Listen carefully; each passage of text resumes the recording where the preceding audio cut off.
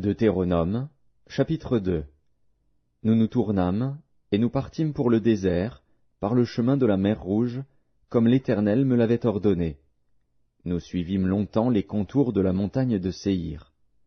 L'Éternel me dit, « Vous avez assez suivi les contours de cette montagne, tournez-vous vers le nord. Donne cet ordre au peuple, vous allez passer à la frontière de vos frères, les enfants d'Ésaü, qui habitent en Séhir. Ils vous craindront, mais soyez bien sur vos gardes. Ne les attaquez pas, car je ne vous donnerai dans leur pays pas même de quoi poser la plante du pied. J'ai donné la montagne de Séhir en propriété à Ésaü. Vous achèterez d'eux à prix d'argent la nourriture que vous mangerez, et vous achèterez d'eux à prix d'argent même l'eau que vous boirez. Car l'Éternel, ton Dieu, t'a béni dans tout le travail de tes mains, il a connu ta marche dans ce grand désert. Voilà 40 années que l'Éternel, ton Dieu, est avec toi, tu n'as manqué de rien. Nous passâmes à distance de nos frères, les enfants d'Ésaü, qui habitent en Séhir, et à distance du chemin de la plaine, d'Élat et d'Edjon-Guéber, puis nous nous tournâmes, et nous prîmes la direction du désert de Moab. L'Éternel me dit, « N'attaque pas Moab, et ne t'engage pas dans un combat avec lui, car je ne te donnerai rien à posséder dans son pays. C'est aux enfants de Lot que j'ai donné Ar en propriété. » Les Émim y habitaient auparavant, c'était un peuple grand, nombreux et de haute taille, comme les Anakim. Ils passaient aussi pour être des Réphaïm, de même que les Anakim. Mais les Moabites les appelaient Émim. Séhir était habité autrefois par les Horiens. Les enfants d'Ésaü les chassèrent, les détruisirent devant eux, et s'établirent à leur place, comme l'a fait Israël dans le pays qu'il possède et que l'Éternel lui a donné.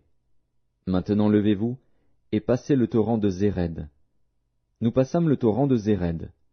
Le temps que durèrent nos marches de Kadès-Barnéa au passage du torrent de Zéred fut de 38 ans, jusqu'à ce que toute la génération des hommes de guerre eût disparu du milieu du camp, comme l'Éternel le leur avait juré.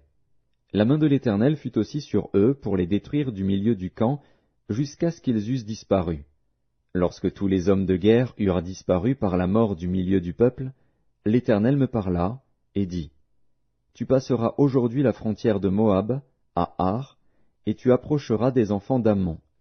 Ne les attaque pas, et ne t'engage pas dans un combat avec eux, car je ne te donnerai rien à posséder dans le pays des enfants d'Ammon, c'est aux enfants de Lot que je l'ai donné en propriété. » Ce pays passait aussi pour un pays de Réphaïm, des Réphaïm y habitaient auparavant, et les Ammonites les appelaient Zamzumim. C'était un peuple grand, nombreux et de haute taille, comme les Anakim. L'Éternel les détruisit devant les Ammonites, qui les chassèrent et s'établirent à leur place. C'est ainsi que fit l'Éternel pour les enfants d'Ésaü qui habitent en Séhir, quand il détruisit les Horiens devant eux. Ils les chassèrent et s'établirent à leur place, jusqu'à ce jour.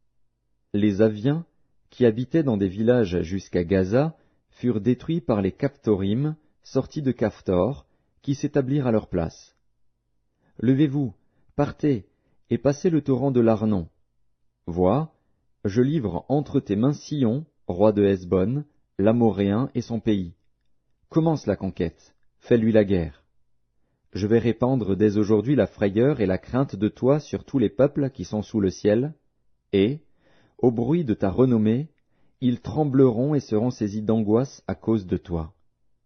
J'envoyai, du désert de Kédémoth, des messagers à Sihon, roi de Hesbon, avec des paroles de paix. Je lui fis dire, « Laisse-moi passer par ton pays, je suivrai la grande route, sans m'écarter ni à droite ni à gauche. Tu me vendras à prix d'argent la nourriture que je mangerai, et tu me donneras à prix d'argent l'eau que je boirai. Je ne ferai que passer avec mes pieds. » C'est ce que m'ont accordé les enfants d'Ésaü qui habitent en Séhir, et les Moabites qui demeurent à Ar. Accorde-le aussi, jusqu'à ce que je passe le Jourdain pour entrer au pays que l'Éternel, notre Dieu, nous donne. Mais Sihon, roi de Hesbon, ne voulut point nous laisser passer chez lui, car l'Éternel, ton Dieu, rendit son esprit inflexible et endurcit son cœur, afin de le livrer entre tes mains, comme tu le vois aujourd'hui.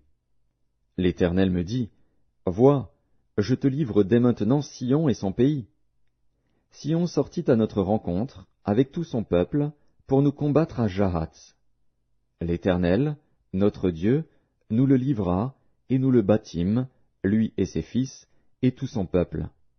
Nous prîmes alors toutes ces villes, et nous les dévouâmes par interdit, hommes, femmes et petits-enfants, sans en laisser échapper un seul.